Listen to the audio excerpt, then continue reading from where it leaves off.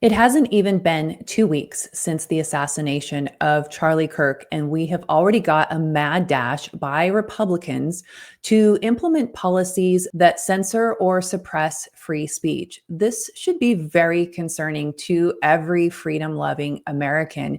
In today's video, we're going to go over a couple of policies that are either proposed or have been implemented in just the last few days that look nearly identical to anti-First Amendment policies that have been pushed or even implemented by radical left Democrats.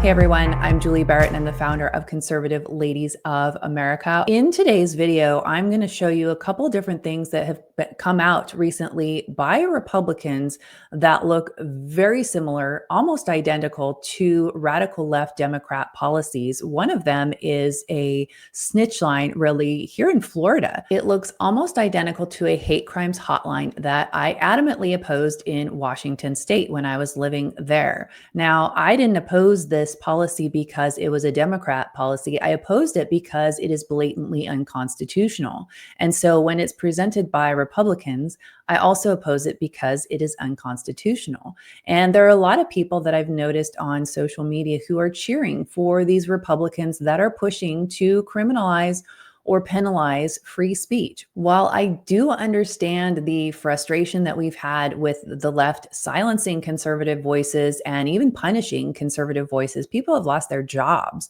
over their political viewpoints in some cases. And I understand the desire to want to turn the tables on these people and flip the script and give them a taste of their own medicine. However, turnabout is fair play, and this is not going to end well. We have the Constitution to protect all citizens, and at some point, the Democrats will have the upper hand, or they will manage to use these policies against people that aren't going with whatever the government agenda is. And so we should all be concerned about this, no matter what side of the aisle is pushing these policies. So I first want to take a look at a letter that Representative Clay Higgins from Louisiana put out to social media CEOs last week. Before he sent the letter on September 15th, he posted on X on September 11th saying, "I'm going to use my congressional authority and every influence with big tech platforms to mandate immediate ban for life of every post or commenter that belittled the assassination of Charlie Kirk. If they ran their mouth with their smartass hatred celebrating the heinous murder of a beautiful young man who dedicated his life to delivering respectful, conservative truth into the hearts of liberal enclave conservative universities, armed only with a Bible and a microphone and a constitution, those profiles must come down. So I'm going to lean forward in this fight, demanding that big tech have zero tolerance for violent political hate content, the user to be banned from all platforms forever. I'm also going after their business licenses and permitting. Their businesses will be blacklisted aggressively. They should be kicked from every school and their driver's licenses should be revoked.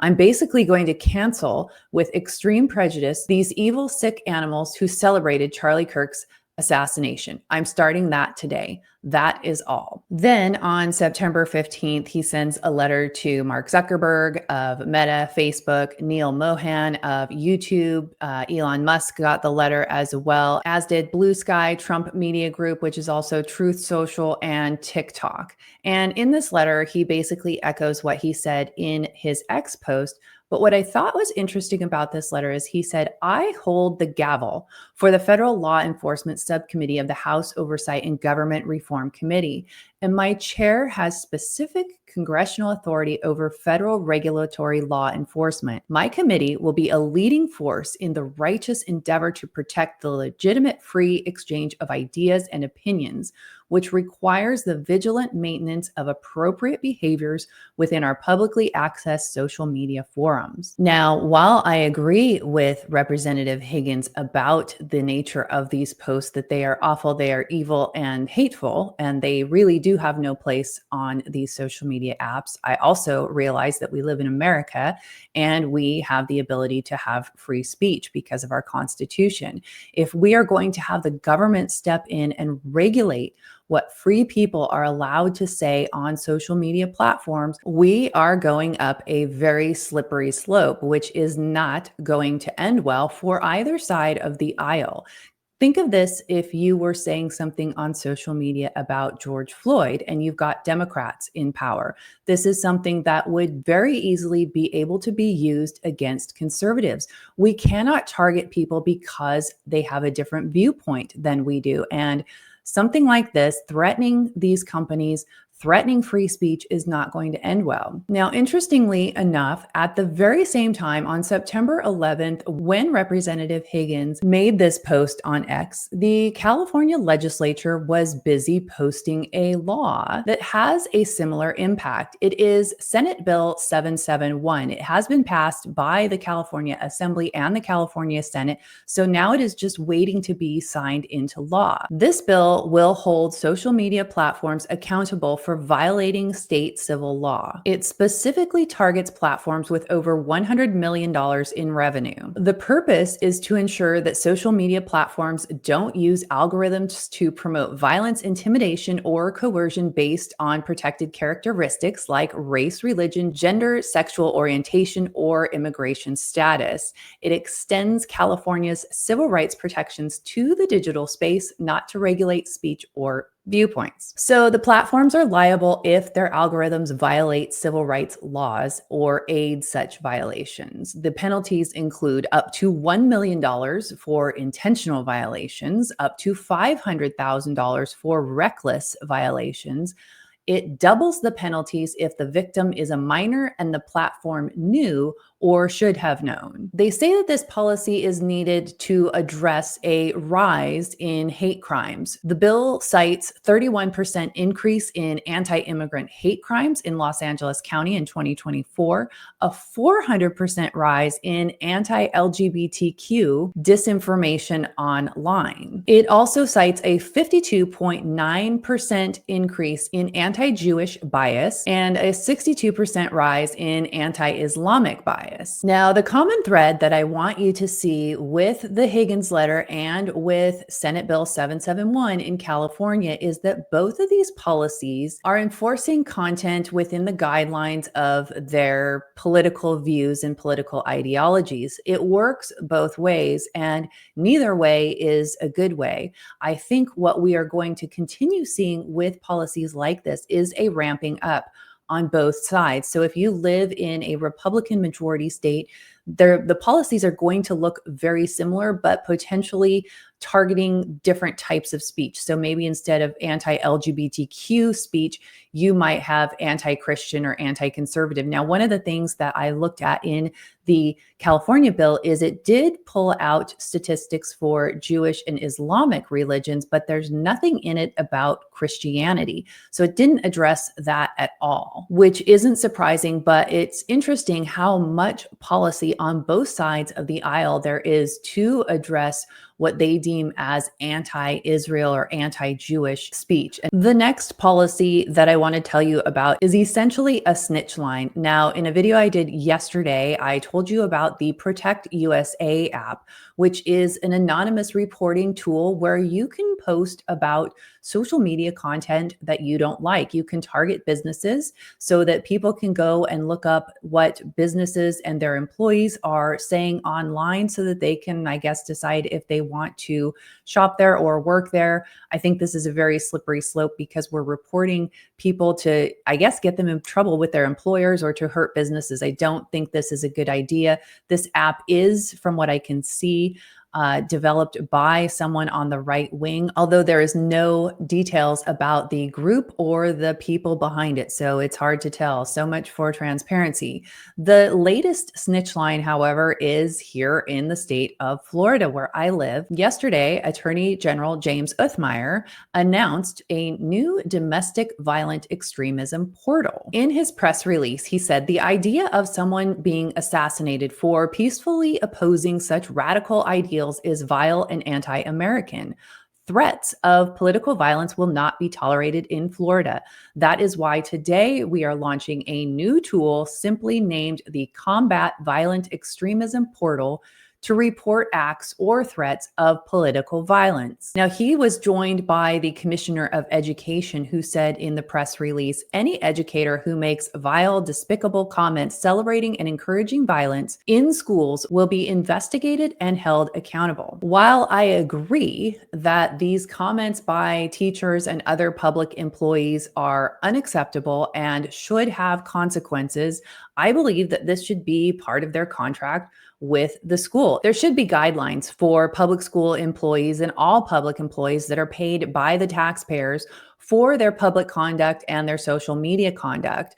This should be something that is made very clear to them. It shouldn't be left up to citizens to be going out and finding this content and then reporting it to the state attorney general. I feel like this is a very slippery slope, and I feel like if we would, as citizens, do our jobs, show up to school board meetings and city council meetings and things like that, and voice our opinions about these things, they won't be able to go so far to the left to begin with. I think there should be policies about social media conduct so that when someone becomes an employee of the school district or somewhere in the state where they are a public employee, they understand the policy and the guidelines. That way, if they step out of bounds, they understand that they could lose their job or have other consequences like that. I don't think that public employees should be granted a free pass. I believe that we all have the right to free speech, but that doesn't mean that our speech does not have consequences. So I think this, again, is a very slippery slope. Now, when I saw this post yesterday, it sounded very similar to a policy in Washington that I had vehemently opposed in the 2023 session when I was still living in Washington state, to create a domestic violent extremism task force. Now, Washington state has also implemented a hate crimes hotline where people can call up and report hate crimes or hate speech, anything that really has just offended them. This portal in Florida is really no different. It's just under a Republican banner, and we need to be very careful about these policies. Washington Domestic Violent Extremism Task Force at this point is still just a task force, but they do have a hate crimes hotline that has already been launched in 3 counties in the state, and it looks very similar. The portal looks very similar to what Florida AG has. So here's what the portal looks like. You go in and give your information, and then you give a reporting of the online threats, and then you can upload files, screenshots, and that sort of thing, and then report it. And supposedly the Attorney General's office will investigate this. This is exactly the same thing that they are doing in Washington state. They've got a hate crimes task force that is responsible for reviewing these kinds of submissions that come in. Now, again, I realize that as conservatives, there's this inclination to say, yes, finally, it's about time. We're feeling like we're getting our vengeance and we're getting even. And finally, it's our turn to be in charge. This is not the way, you guys. As much as I would love to see them get a taste of their own medicine, at some point, the Democrats are going to have the upper hand at a federal level, which could be as soon as 2026. Keep in mind that the Republicans have a very slim majority in Congress, and I think it's very possible that we could lose some seats. The Democrats could pick up some seats and get a majority in Congress, which would make it very difficult for Donald Trump to get his agenda passed. I think it's really important, as I mentioned in yesterday's video, to try not to be reactive, to try not to be emotional about these things, but to think about the big picture and to think about long term. What I see happening in just the last 10 days since Charlie Kirk's assassination is we have this train that is going off the tracks so quickly, and I don't think we will be able to get it back. It frightens me to see where we're going because I see both sides doubling down on their agendas, which ultimately is at the detriment of the American people. If neither side is willing to stand for the Constitution, we are going to see a very negative impact in our country as a result of all this. And I have to think, as much as I've heard Charlie Kirk talking about the First Amendment and our rights to free speech and really his desire to protect our rights to free speech, I have to think that this is not what he would have wanted in the aftermath of his tragic death. I'm going to put links to all of these things that I've talked about today in the description of this video so that you can go and check them out for yourself. As far as the California Senate Bill 771, I believe that's on Governor Gavin Newsom's desk to be signed into law. There's been a lot of chatter on social media about how Senate Bill 771 was passed the day after Charlie was killed. However, this bill was in the works for a long time. That is simply a matter of coincidence, and it was not actually in response to Charlie's death.